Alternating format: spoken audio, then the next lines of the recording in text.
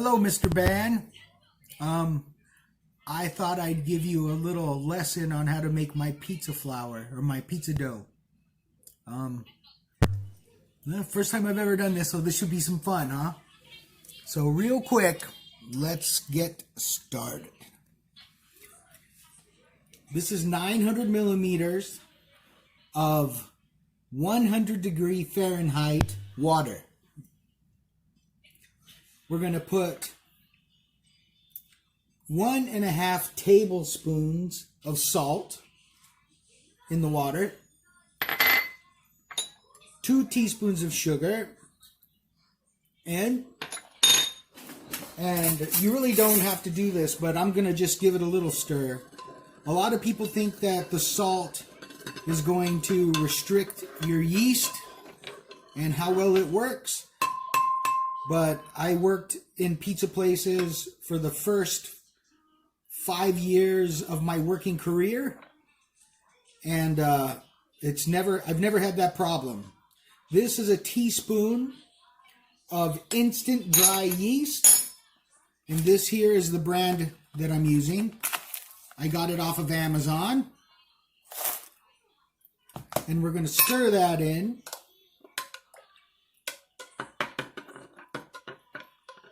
Until things are relatively dissolved. They don't have to be perfect dissolved. If it's got a little bit of that yeast floating around, I am trying to break up the little balls of yeast that are floating around. Not a big deal.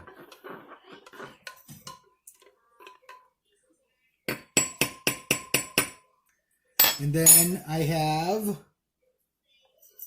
4 tablespoons of oil. You could use olive oil, you can use vegetable oil. This is canola oil.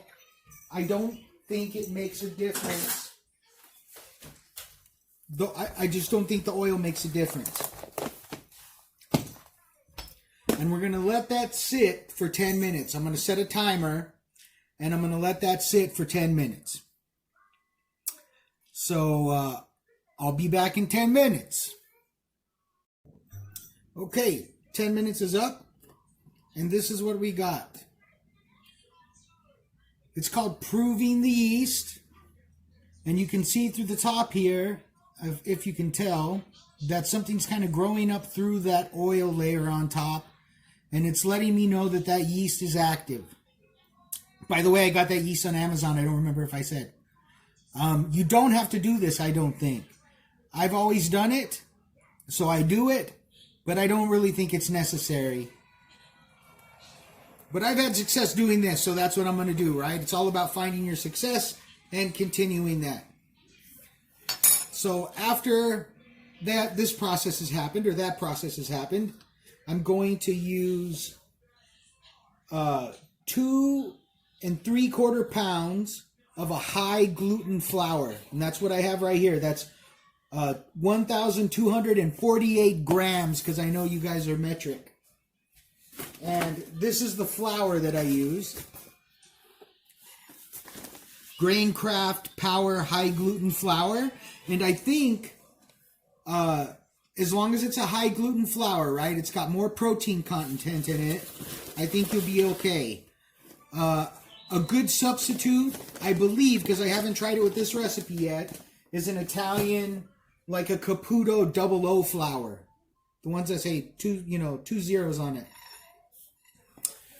So I'm going to take this flour, and I've got a good heavy spoon. I mean, this thing, an elephant could step on it and wouldn't bend it. So make sure you have a good heavy spoon, because if you try to use a wooden spoon doing this, you'll snap that sucker. I guarantee it. So pour that liquid in the flour. And down at the very bottom, I'm just going to give it another little rinse to make sure everything comes up from there. And I'm going to pour it all into that flour. If you have a good heavy stand mixer, you can use that with a dough hook attachment and spin it for about 12 to 15 minutes. You'll know it's done when it starts to come away from the side of the bowl clean. And really you're trying to rehydrate that flour. And it takes about that long for the flour to really soak up all that liquid. So first I'm going to just kind of stir it. And it's not going to be an easy process.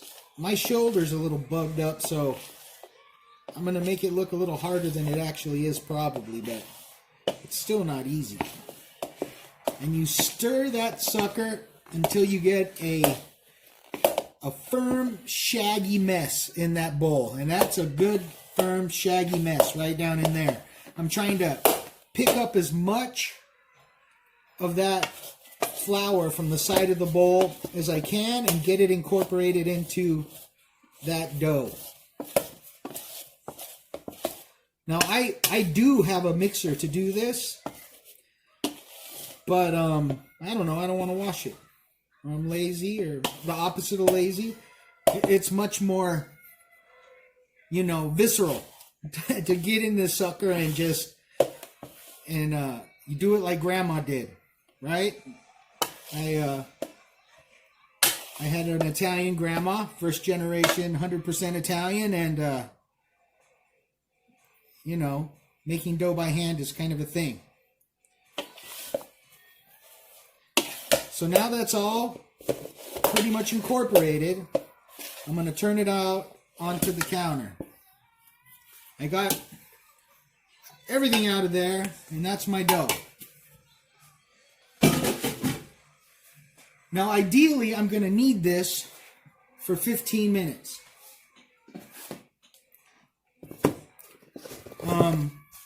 It's going to be wet, and it's going to be sticky, and you're going to get it all over the place, because like I said, it's going to take a while for that flour to hydrate completely. So I'm going to show you my way of kneading. Here's a bowl of flour. This isn't the high gluten flour, this is just regular all-purpose flour, and I'm just going to tap my hand in that flour once in a while, because if I don't, it'll just be a big wet mess.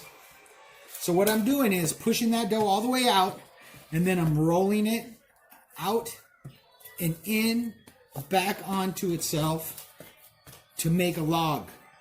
Turning that log in a different direction, and then slapping it out long again, and then doing the same thing. Out and over, and you roll it up as you push out, roll it up, out, roll it up, out, roll it up, out, roll it up. My hands are turning into a big sticky mess. I've got a bench scraper. Now, what you don't want to do is you don't want to put too much flour back into this dough. The moisture in the dough, the hydration of the dough, kind of important. You really don't want it to be too dry.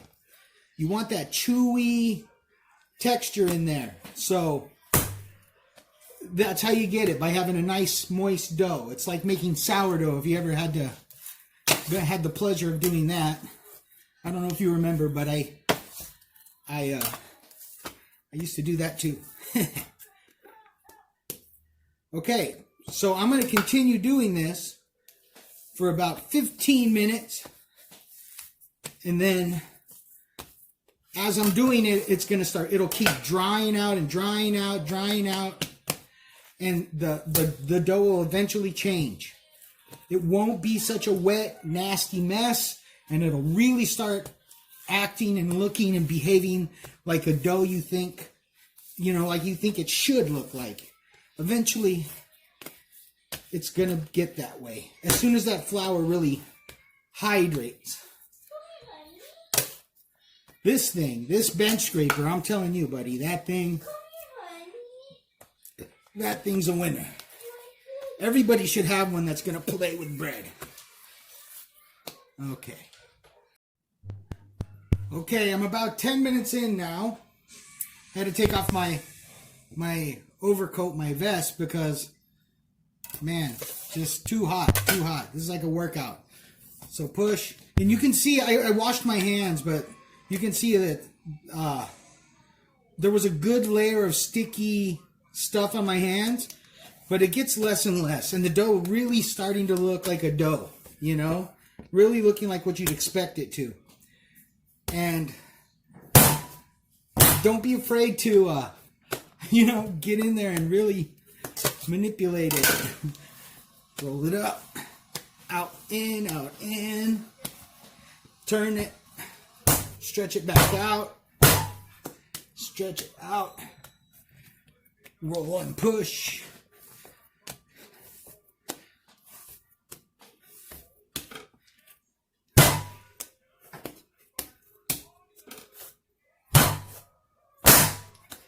What you're trying to do here is to really develop the gluten, those long strands of protein inside the dough that gives the dough its chewy, stretchy quality, right?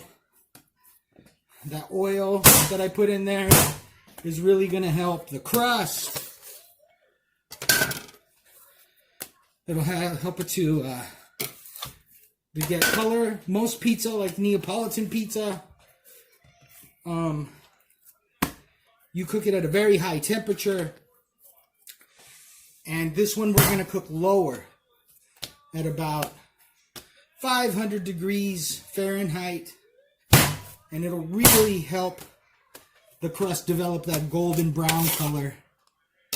That and the sugar, even though there's so little sugar in this, maybe that has something to do with contributing to the color. And you'll see it's a great color with this dough.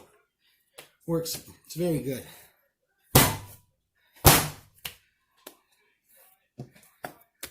So now we're about 14 minutes in. I'm going to make sure I go the whole 15. Touch my flour.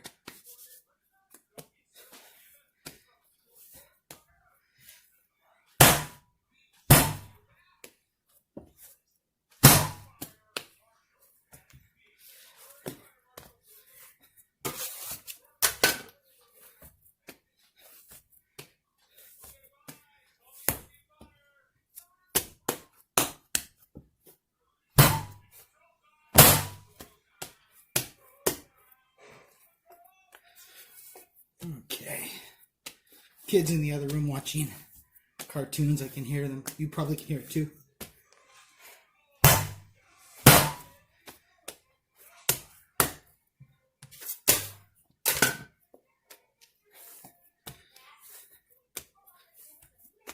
Okay.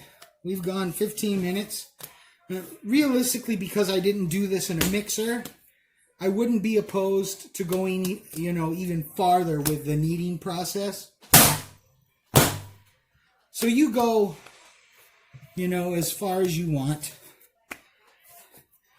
Because we're going to allow this to bulk ferment in a refrigerator overnight. And that has a huge, that has a lot to do with how that gluten develops also. There's something called autolysine that happens in dough when you allow it to sit. That helps with the gluten development. In fact, I'll show you right now, right? As I'm kneading this, those gluten strands in there, even though they're well informed by now, are very, very tight.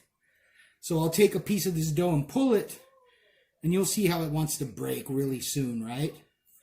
So what we're going to do now is I'm going to let that dough sit for about 15 minutes.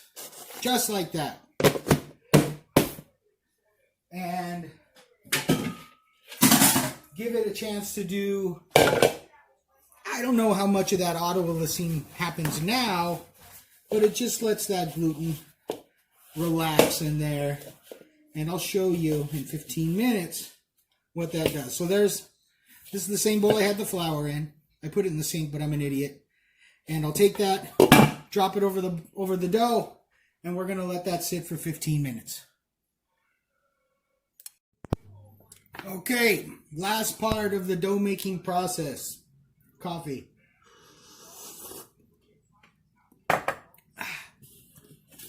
The dough.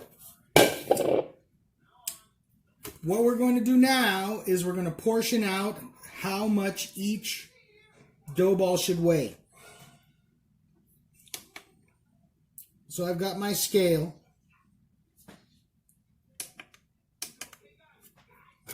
And I'm going to make 3 approximately 1.5 pound pieces of dough.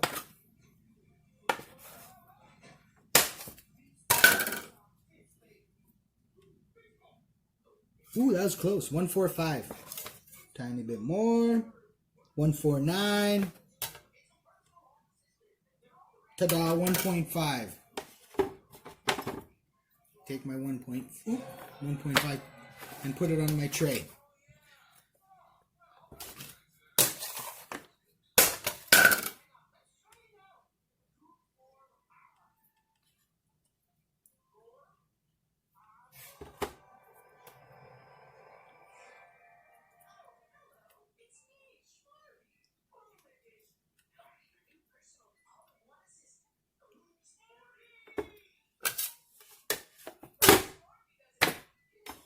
.5.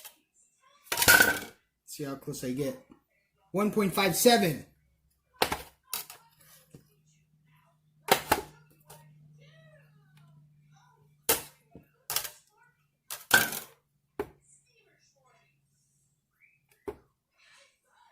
So this dough recipe makes that much too much, right?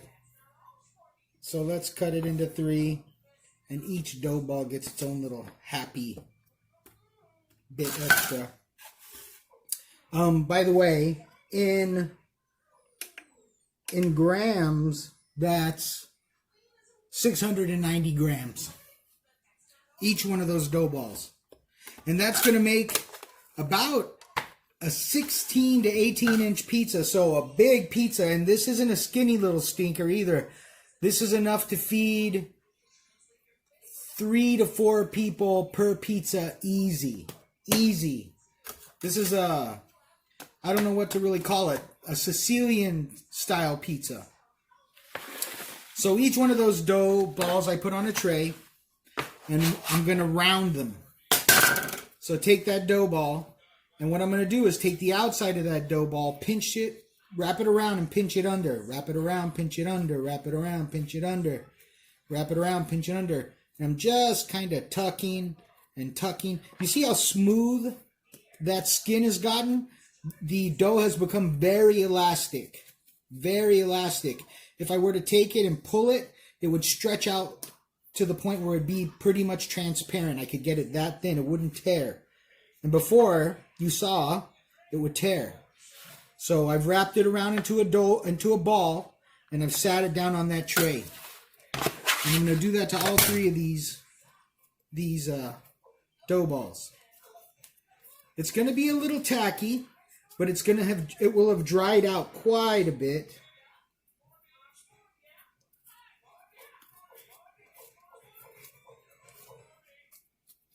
And to me, that's a good sign, man. When you see a nice smooth top on your dough ball, the elasticity, the stretch, the chew, all that in your pizza is going to be very good. At this point, you won't know about, what kind of holes, aeration, what kind of a crumb you're going to have inside because that's all dependent on the yeast and the amount of food that you fed your yeast.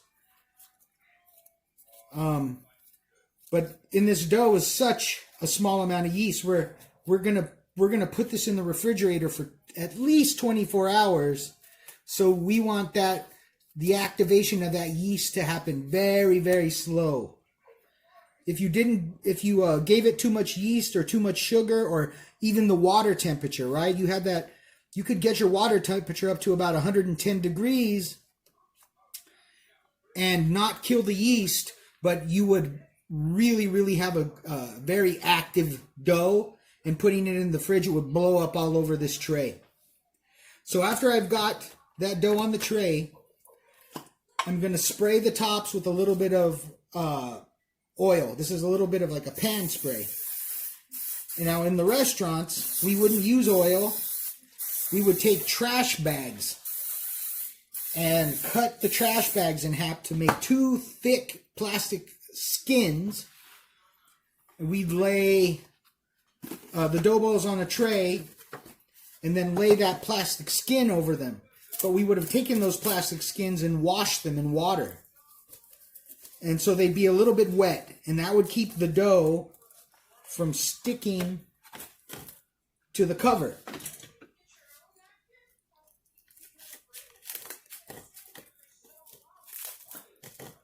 I really don't have nice, thick trash bags. And I like the idea of it being disposable so I don't keep these wet plastic trash bags around. But in a restaurant scenario, you know, too expensive to use this stuff, plastic wrap. We would reuse those trash bag liners for a month before they would finally just become so soft and used that we'd have to replace them. Maybe even longer than a month. And you know, in the restaurant, it's all about money, making that money. Okay, so I've got 3 layers of plastic wrap over that dough. And I'm going to take it and I'm going to tuck it in loosely around the dough balls. Nice and loose. Because these things are going to expand. They'll at least double in size in the fridge. If you've got a good amount of yeast and you have a good amount of food and a good amount of salt to retard the activation of that yeast and your temperatures are all correct, hopefully you're going to get these things to double. But that's it. We're all set. I've got 3 good pizzas. And I mean, you've seen pictures of my pizza. That's 3 big pizzas right there. Tomorrow or the day after, you let these sit for at least 24 hours. 48 hours is even better, right? The more you let these things ferment, the more breakdowns happen, flavor development happens. I've had people tell me that they have sensitivity to gluten and have been okay eating these types of doughs. Not celiac disease, right? That'll make somebody super sick. But long fermented doughs, I make sourdough and things like that. People with gluten sensitivity don't seem to be so reactive with those kinds of doughs. And this is one of those types of doughs because it's going to be in the fridge for 24 to 48 hours. But I'm going to go put this in the fridge. It's going to go to bed. And tomorrow we're going to make some pizzas. And I'll take a video of that and show you that too. Good to talk to you, Mr. Bond. If anyone else sees this, hi. Maybe this is the start of my YouTube career.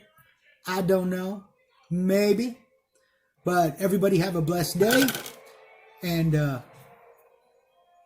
see you later.